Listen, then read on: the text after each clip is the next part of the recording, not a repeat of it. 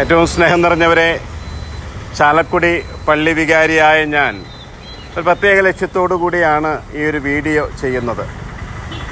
ഈ ദിവസങ്ങളിൽ ചാലക്കുടിയിൽ നടക്കുന്ന ഒരു കൺവെൻഷനുമായി ബന്ധപ്പെട്ട് നമ്മുടെ കത്തോലിക്ക ഭവനങ്ങളിലേക്ക് ഒത്തിരിയേറെ സന്നദ്ധ പ്രവർത്തകർ എത്തിച്ചേരുകയും ആ കൺവെൻഷനിലേക്ക് ആളുകളെ ആകർഷിക്കുകയും ചെയ്യുന്നതായിട്ട് മനസ്സിലാക്കാൻ കഴിഞ്ഞു. ഏതാനും ചിലർ എൻ്റെ അടുക്കൽ വരികയും ഈ ഒരു കൺവെൻഷനിലേക്ക് പോകാനുള്ള അനുവാദമുണ്ടോ എന്ന് ചോദിക്കുകയും ചെയ്തൊരു പശ്ചാത്തലത്തിലാണ് ഇത്തരമൊരു വീഡിയോ ഞാൻ ചെയ്യുന്നത്. നമുക്കറിയാവുന്നതുപോലെ 2007 മുതലാണ് എംപറർ എമ്മാനുവൽ എന്ന പ്രസ്ഥാനം കേരളക്കരയിൽ ആഞ്ഞടിക്കാനായിട്ട് തുടങ്ങിയത്.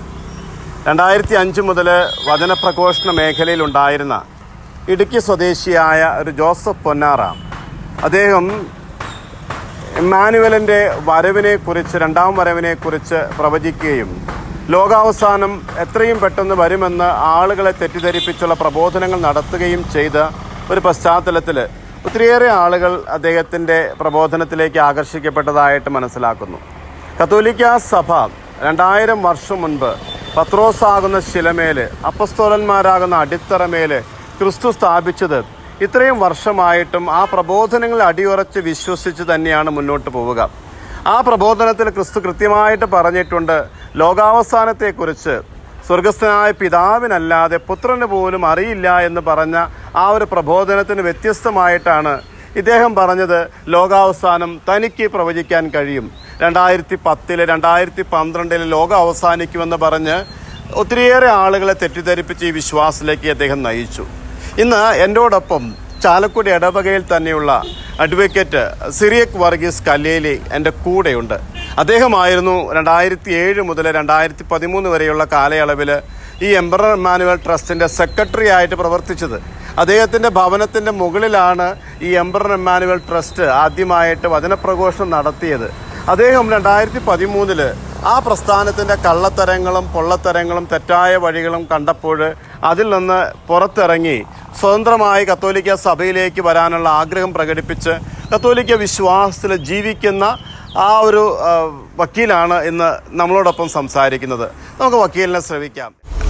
ചാലക്കുടി പള്ളി വികാരിയായ ഞാൻ ഈ വീഡിയോ ചെയ്യുന്നത് ഒരു പ്രത്യേക ലക്ഷ്യത്തോടു കൂടിയാണ്.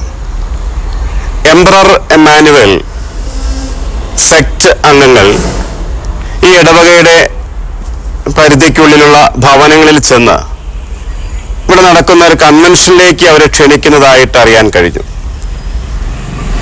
കത്തോലിക്ക വിശ്വാസത്തിൽ വളരുന്ന ഈ ഇടവക സമൂഹത്തെ ശരിയും തെറ്റും ഏതാണെന്ന് പഠിപ്പിക്കേണ്ട ധാർമ്മിക ഉത്തരവാദിത്വമുള്ള വികാരി എന്ന നിലയിൽ ഈ ഒരു സഖ്യത്തെക്കുറിച്ച് അവരെ ഒന്ന് മനസ്സിലാക്കി കൊടുക്കാൻ ഈ ഒരു ചെറിയ വീഡിയോയിലൂടെ ഞാൻ ശ്രമിക്കുകയാണ്. 2005 മുതൽ കത്തോലിക്ക സഭയ്ക്കുള്ളിലൊരു പ്രസ്ഥാനത്തിൽ നിന്ന് ഒരു സുവിശേഷ പ്രഘോഷകനായിരുന്ന ജോസ് പൊന്നാറ എന്ന് പറയുന്ന ഇടുക്കിയിലുണ്ടായിരുന്നൊരു ഡ്രോയിങ് അധ്യാപകൻ, അദ്ദേഹം സുവിശേഷ വ്യാഖ്യാനങ്ങളിലൂടെ, സുവിശേഷ പ്രബോധനങ്ങളിലൂടെ, ധ്യാനങ്ങളിലൂടെ ഒത്തിരിയേറെ പേരെ ക്രിസ്തുവിലേക്ക് ആകർഷിച്ചിട്ടുണ്ട്. അദ്ദേഹത്തിൻ്റെ പ്രഭാഷണങ്ങളിൽ ആകർഷിതരായി ഒത്തിരിയേറെ ആളുകൾ അദ്ദേഹത്തിൻ്റെ കൂടെ ഉണ്ടായിരുന്നു. 2007 ഈ ഒരു പ്രസ്ഥാനം ഈ രീതിയിൽ ആരംഭിക്കുമ്പോൾ ആ പ്രസ്ഥാനത്തിൻ്റെ സെക്രട്ടറി ആയിരുന്ന അഡ്വക്കേറ്റ് സിറിയക് വർഗീസ് ആണ് എൻ്റെ കൂടെ ഈ സമയത്ത് ഇവിടെയുള്ളത്. എംപറർ എമ്മാനുവൽ പ്രസ്ഥാനം ആരംഭിച്ചത് ഇദ്ദേഹത്തിൻ്റെ ഈ ഭവനത്തിൻ്റെ മുകളിലായിരുന്നു എന്നാണ് സിറിയക് വക്കീൽ എന്നോട് പറഞ്ഞത്. വക്കീലെ, എനിക്കറിയാനുള്ളത് എന്തുകൊണ്ടാണ് പിന്നീട് വക്കീല് ആ ഒരു പ്രസ്ഥാനത്തിൻ്റെ സെക്രട്ടറി സ്ഥാനത്ത് നിന്ന് മാറി അതിൽ നിന്ന് 2013 കത്തോലിക്ക സഭയിലേക്ക് തിരിച്ചു വരാനുണ്ടായ സാഹചര്യം ഒന്ന് പ്രേക്ഷകർക്ക് വേണ്ടി ഒന്ന് വിശദീകരിക്കാവോ? അത് ട്രെയിൻ പാളം തെറ്റി പോകണമെന്ന് മനസ്സിലായ ട്രെയിനിങ് രക്ഷപ്പെടാൻ നോക്കില്ലേ, അത് പാളം തെറ്റി, അതും താളം തെറ്റി, പിന്നെ വളം തെറ്റി, ഉറപ്പാ. അപ്പോൾ എവിടെയും ഇടിച്ച് നിൽക്കാതെ മറന്നു നിൽക്കുന്ന ഉറപ്പാണ് പുറത്തുനിന്ന് അദ്ദേഹം ചെയ്യും, ഉറപ്പാ. അപ്പോൾ ആ ഒരു തെറ്റായ പ്രബോധനങ്ങളാണ് താളം തെറ്റി പാളം തെറ്റി പോകുന്നൊരു പ്രസ്ഥാനത്ത് നിൽക്കുന്നത് സുരക്ഷയല്ല, ശരിയല്ല എന്ന് തോന്നിയപ്പോഴാണ് വക്കീൽ അതിന് പുറത്തേക്ക് വരുന്നത്. അതെ, ഈ സംവിധാനം ഉത്തമമായ ബോധ്യത്തോടെയല്ല ദൈവത്തിന് നിർദ്ദേശങ്ങളോ ബോധ്യങ്ങളോ കിട്ടാനാണ് തുടങ്ങിയത്. ദൈവം അനുമതിയില്ലാതെ ചെയ്ത കാര്യങ്ങൾ അവർ തീരുമാനിക്കാൻ സ്വയം ദൈവത്തിന്റെ ഹിതമായിട്ടല്ല ഈ പ്രസ്ഥാനം മുന്നോട്ട് പോയിക്കൊണ്ടിരിക്കുന്നത്. ഓക്കെ, അപ്പൊ ഒത്തിരിയേറെ പേര് ഈ ഒരു പ്രസ്ഥാനത്തിൽ നിന്ന് പുറത്തേക്ക് വന്നിട്ടുള്ളതായിട്ട് വക്കീലിനറിയാം. പിന്നെ പുറത്തു വന്നവർക്ക് എല്ലാം അവരുടേതായ സങ്കടങ്ങളും പറയാനുണ്ട്. പുറത്തുകാരും ഇവര് പോകാതിരിക്കാൻ വേണ്ടി ക്രിയമം ചെയ്യുന്നത്.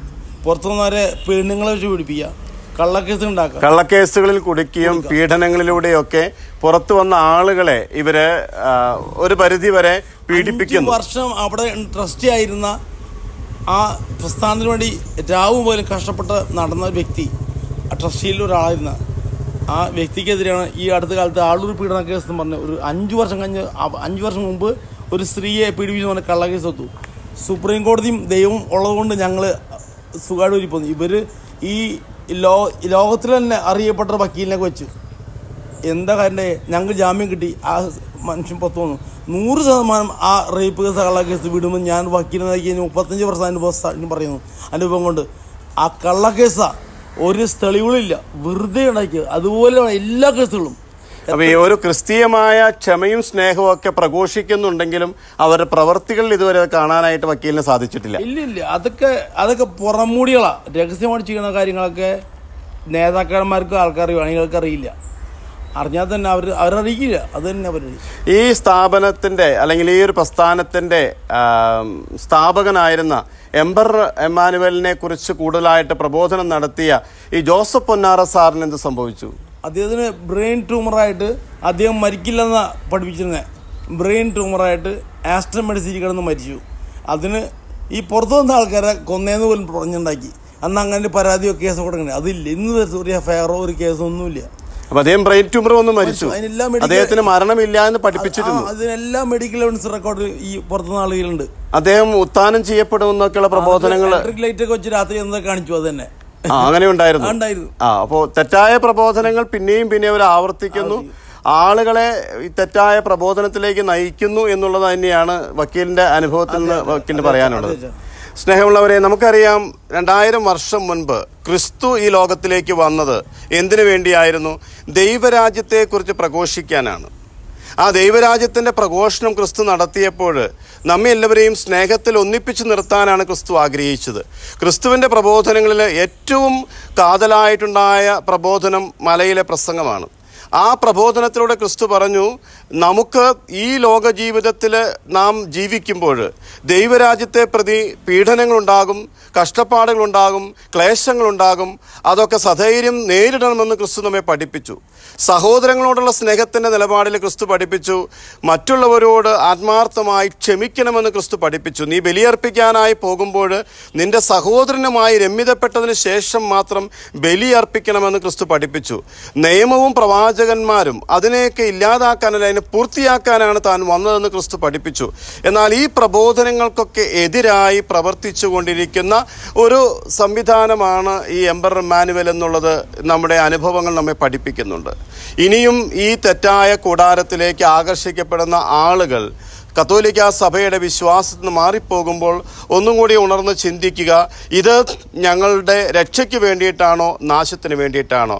ഒരു ഭാര്യയും മക്കളും സ്വന്തമായൊരു കുടുംബവും ഉണ്ടായിരുന്ന ഒരു വ്യക്തി ആ കുടുംബത്തെയും ഭാര്യയെയും ഉപേക്ഷിച്ച് സ്വയം പ്രവാചകനായി അവരോധിക്കുക, ഒരു പ്രവാചികയെ സ്വന്തം വീണ്ടും ഒരു ഭാര്യയായി സ്വീകരിക്കുക.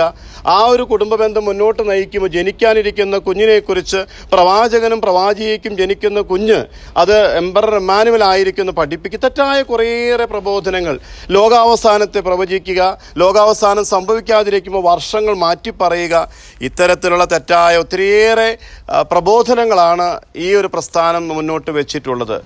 ഈ പ്രസ്ഥാനത്തെ മനസ്സിലാക്കുക, തെറ്റിൽ നിന്ന് പിന്തിരിയുക, കത്തോലിക്ക സഭയുടെ വിശ്വാസത്തിൽ ചേർന്ന് നിൽക്കുക. ഇതാണ് ചാലക്കുടി പള്ളിയിലെ വികാരി എന്ന നിലയിൽ എൻ്റെ ഇടവക സമൂഹത്തോട് എനിക്ക് പറയാൻ